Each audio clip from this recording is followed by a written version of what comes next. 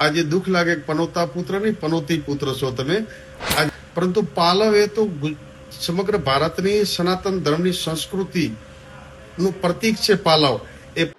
સ્થાનિક સ્વરાજ્યની ચૂંટણીના પરિણામો એ વિપક્ષ માટે ચોંકાવનારા સામે આવ્યા હતા, કારણ કે આ ચૂંટણીમાં જે છે તે વિપક્ષ પોતાની ડિપોઝિટ પણ ન બચાવી શકી અને જ્યારે ભારતીય જનતા પાર્ટી પોતાની જીતનો જશ્ન મનાવવા માટે પાલનપુર ખાતે પહોંચી હતી, જેમાં પ્રદેશ પ્રમુખ જગદીશ વિશ્વકર્માએ જે છે તે જાહેર સભામાં ગેનીબેન ઠાકોર અને જિગ્નેશ મેવાણી પર આરોપો લગાવ્યા હતા. તો હવે તેની સામે કોંગ્રેસે પણ પીછેહટ નથી કરી. તે જ મુદ્દે ચર્ચા કરવી છે આજે આ વિડીયોમાં. નમસ્કાર, સ્વાગત છે આપનું ક્રાંતિ માર્ગમાં અને હું છું મેક્ષુ ઠક્કર આપણી સાથે. હાલમાં જે રીતે વાત કરવામાં આવે તો સ્થાનિક સ્વરાજ્યની ચૂંટણીના પરિણામ આવ્યા બાદ ભારતીય જનતા પાર્ટી જે છે તે ખરેખર જીતના જશ્નના માહોલમાં જોવા મળી રહી છે. ચારે બાજુએ ભગવો લહેરાયો અને બીજી બાજુ કોંગ્રેસ અને આમ આદમી પાર્ટીની જો વાત કરવામાં આવે તો તેમને હજુ પણ મહેનત કરવાની જરૂર પડશે. તે રીતના પરિણામો સામે આવ્યા અને સૌથી ચોંકાવનારા પરિણામ તો બનાસકાંઠા વાવથરાદના હતા, જ્યાં ખરેખર એવી આશા હતી કે કોંગ્રેસની સારી એવી બહુમતી જોવા મળી શકે છે. કેટલીક જગ્યાએ જે છે તે કોંગ્રેસ થાપ ખાઈ ગઈ, ખાસ કરીને ગેનીબેન ઠાકોર પોતાના ગઢમાં જે છે તે ન જીતી શક્યા.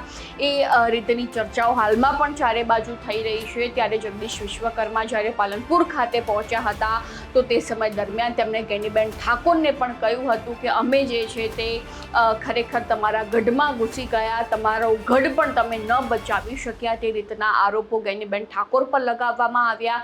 ત્યારબાદ જિગ્નેશ મેવાણી પણ આરોપ લગાવવામાં આવ્યા હતા અને હવે તે વચ્ચે કોંગ્રેસના જે નેતા અને સામાજિક આગેવાન ઠાકરસિંહ રબારી પણ આગળ આવ્યા છે, જેમાં જગદીશ વિશ્વકર્માને લઈને તેમને એક મોટું નિવેદન આપ્યું છે. સાંભળી લો તેમને શું કહ્યું. તમારી સીટો એ તમારા સાડીના પલ્લુમાંથી હાંચકી લીધી છે. મારે આવનારા દિવસોમાં મારી આ ગુજરાત ભારતીય જનતા પાર્ટીના તમામ કાર્યકર્તા, બનાસના મારા કાર્યકર્તાઓ, આ બંને કોંગ્રેસના નેતાઓ કાન ખોલીને આજે સાંભળી લે. વડગામની અંદર પણ ભવ્યથી ભવ્ય વિજય થયો છે. આજે પાલનપુર મુકામે ભાજપના ગુજરાત પ્રદેશના અધ્યક્ષ જગદીશ વિશ્વકર્મા એ તો અટક વિશ્વકર્માએ આ દુનિયાની સૃષ્ટિનું સર્જન કર્યું છે. એ અટકને લાજે મરાવે એવું, અને એમ કે છે કે બનાસકાંઠાનો હું દીકરો છું, અહીંના પનોતા પુત્ર. અરે પનોતા પુત્ર તરીકે ગૌરવ હોવું જોઈએ, પરંતુ ભાષાની મર્યાદા હોવી જોઈએ. આજે દુઃખ લાગે પનોતા પુત્ર નહીં પનોતી પુત્ર છો તમે. આજે બનાસકાંઠાની ધરતી એ ગૌરવ અને ખમીરવંતી ધરતી ઉપરથી પાલવ એ સ્ત્રીઓ માટે મર્યાદાનું પ્રતીક છે. આજે તમે બનાસની બેન ગેનીબેન વિશે અને જિગ્નેશ મેવાણી વિશે બેફામ વાણી વર્તન કરો, પરંતુ પાલવ એ તો સમગ્ર ભારતની સનાતન ધર્મની સંસ્કૃતિનું પ્રતીક છે પાલવ. એ પાલવમાંથી સીટો ખેંચી લીધી, કહીને સમગ્ર ભારતની સ્ત્રીઓનું અપમાન કર્યું છે. ગુજરાતની તમામ બેન દીકરીઓનું અપમાન કર્યું છે. મેં ગુજરાત પ્રદેશના અધ્યક્ષ ભાજપના એ વિશ્વકર્માને કહું છું, તમને બોલવામાં વિવેક ના ગુમાવો. આ ગુજરાતની તમામ મહિલાઓનું બેન દીકરીનું અપમાન કર્યું. તમે પાલવ શબ્દ વિશે જે ખરાબ ભાષામાં બોલ્યા છો, અને તમે સીટો એ આવી ગઈ તો એના ઉન્માદ બનો. 30 વર્ષથી બનાસકાંઠામાં સામ્રાજ્ય કોંગ્રેસનું જિલ્લા પંચાયત તાલુકા પર એક વખત આવી ગઈ એટલે ઉછળ કૂદ ના કરો, વીજળી આભામાં ખવે ગધી પાટું હોય કાઢે, આવું વર્તન ના કરવું જોઈએ.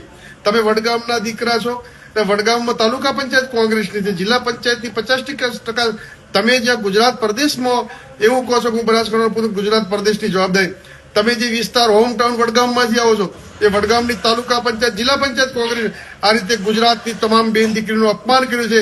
એ જગદીશ વિશ્વકર્માને કહું છું કે ગુજરાતની 7 કરોડ જનતાની અને ગુજરાતની તમામ બેન દીકરીની માફી માંગો, નહીં તો સમગ્ર ગુજરાતની બેન દીકરીનું આપે અપમાન કર્યું છે એનો જડબોતોડ જવાબ તમામ સનાતન ધર્મ અને ગુજરાતની તમામ બેન દીકરીઓ આપશે.